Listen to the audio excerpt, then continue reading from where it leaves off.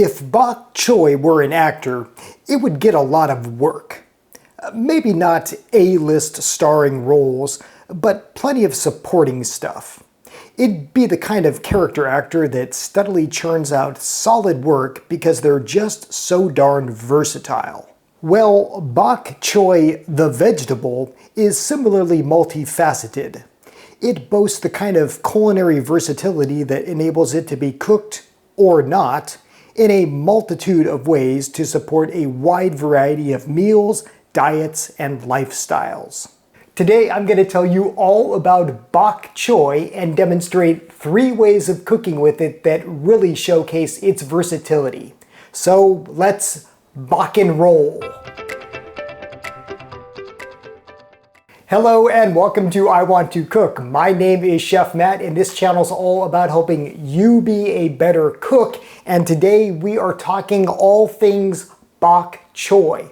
And yes, if you watched the last episode, Bok Choy is the correct answer to last week's culinary trivia question, and all of these fine folks got it correct. Congratulations.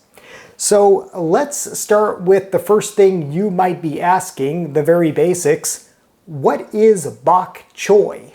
So Bok Choy is a type of vegetable, and specifically it's a type of cabbage. Now, when you think cabbage, you might think those green or purple heads of cabbage, like the kind that we made coleslaw with. But Bok Choy isn't like that. It doesn't have those tightly wrapped heads with those big leaves. Bok Choy is a type of Chinese cabbage, and it actually looks like a few vegetables combined. Maybe as if some celery, spinach, endive, and fennel got together. And it kind of tastes and acts that way too, but more on that in a minute. Bok Choy has a bulb-like bottom and large verdant green leaves, and all of it is edible. Now, as with other types of cabbage, there are many varieties of Bok Choy, and I should note that there are different spellings and pronunciations of it as well. You might be familiar with it as Bok Choy, but it's also known as Pak Choy, and even the word choy is spelled differently, well, depending on, I guess, who's selling it. Now, a well-stocked US grocery store will likely have this. This is baby Bok Choy, and they might also carry the larger variety, which is simply called Bok Choy. But if you step into an Asian grocery market, and you really should, you can almost get lost in the varieties of Bok Choy. I made a whole video on why you should be shopping at ethnic grocers, and well, Bok Choy is just one reason. I'll put a link to that video in the description below. But for the purposes of this video, we'll be working with baby Bok Choy and just the larger regular Bok Choy variety. Now, as for how much Bok Choy costs, it's pretty inexpensive, just like any other cabbage. My mainstream grocery market sells it for about $2 a pound, and it's even less at the Asian grocery market that I shop at. Now, you might be wondering, what does Bok Choy taste like? And well, even that really depends on, well, the Bok Choy that you're eating and the part that you're eating. To me, it tastes similar to like a regular head of green cabbage, but it's more nuanced. And like I say, it also depends on the part that you're eating. If you've ever heard that story about 3 blindfolded people touching different parts of an elephant and describing 3 different animals, well, Bok Choy is kind of like that in the vegetable world. These green leaves here, these big verdant leaves, these are almost like a spinach, while this bottom bulbous part, well, that's almost akin to like a celery or fennel in both the texture and the taste. So that's a quick background on Bok Choy, and your next question is probably, well, how do you cook it? Well, Bok Choy, again, is super versatile.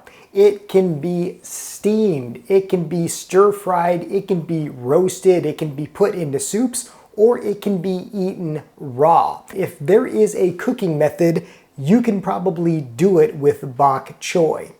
But no matter how you cook it or whether you cook it, you're gonna wanna clean it first. My best advice is to cut it in half lengthwise and then rinse it under water.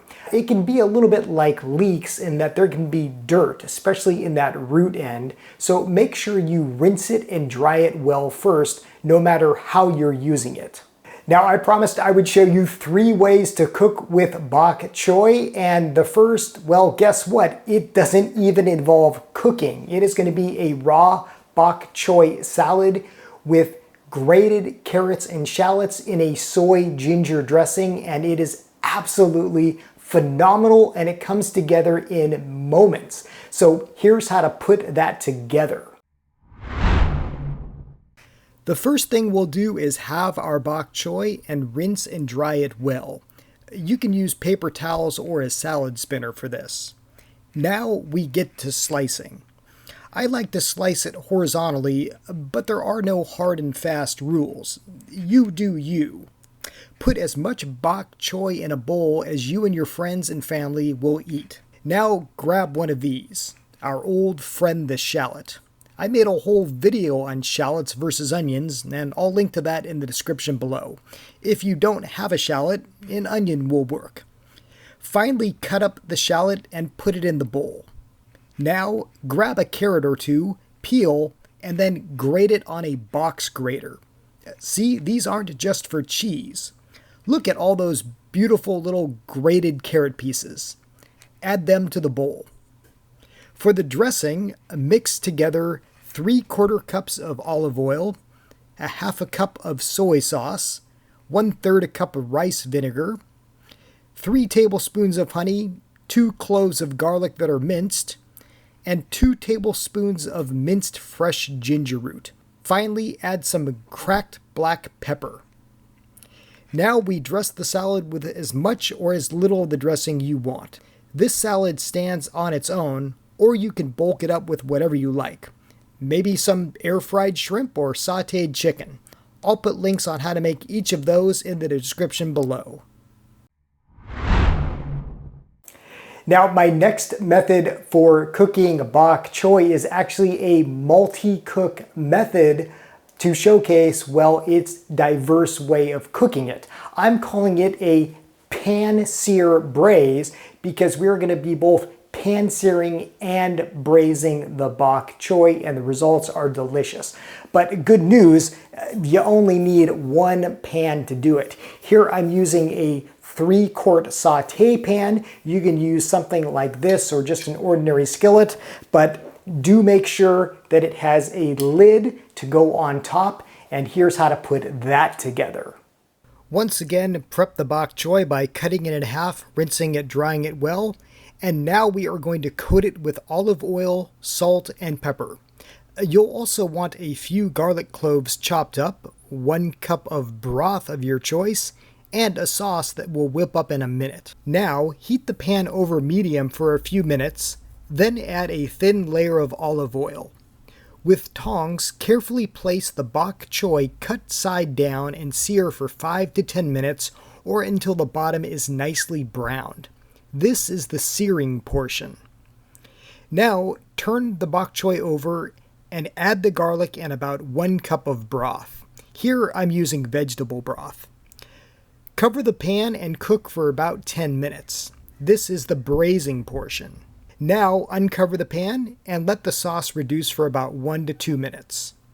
Oh, and about that other sauce.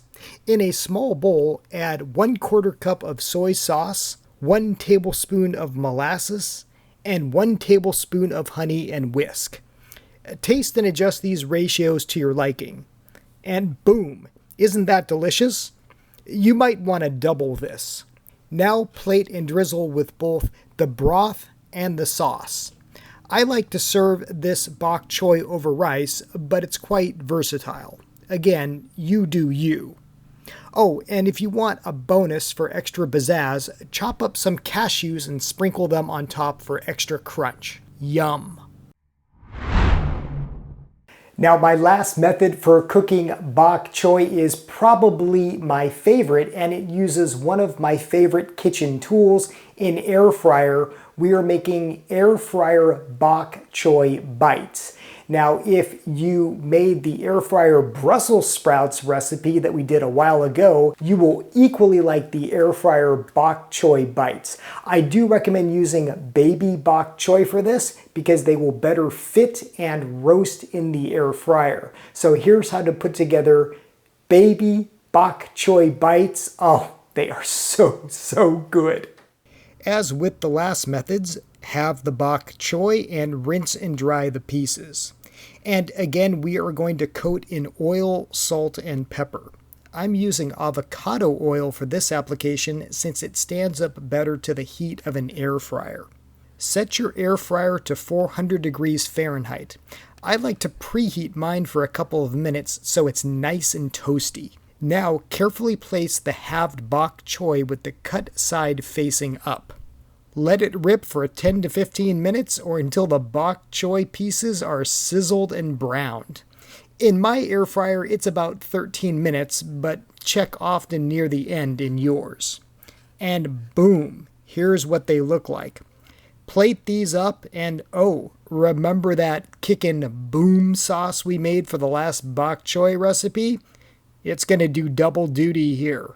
Drizzle it on to your heart's content, grab one of those suckers by the stem, and enjoy. You get a juxtaposition of the crispy leaves and firm, moist, and hearty root end. Yum! So there you go. There is some Bok Choy 101. I hope you found this helpful, and I hope you enjoy one or all of these recipes. Try them out. Let me know what you think. And hey, are you a bok choy enthusiast? I would love to hear how you eat and cook bok choy. Put that in the comments below. Okay, trivia time. We've got a pretty big gadget this week. Look at this guy. Well, I got this from the thrift store recently. I only paid $7.99 for it. What is this thing? If you know what this is or you have a guess, put it in the comments below. I will, of course, let you know the correct answer in the next video. Hey, as always, thank you so much for watching. Thank you for subscribing. Until next time, I hope you want to cook.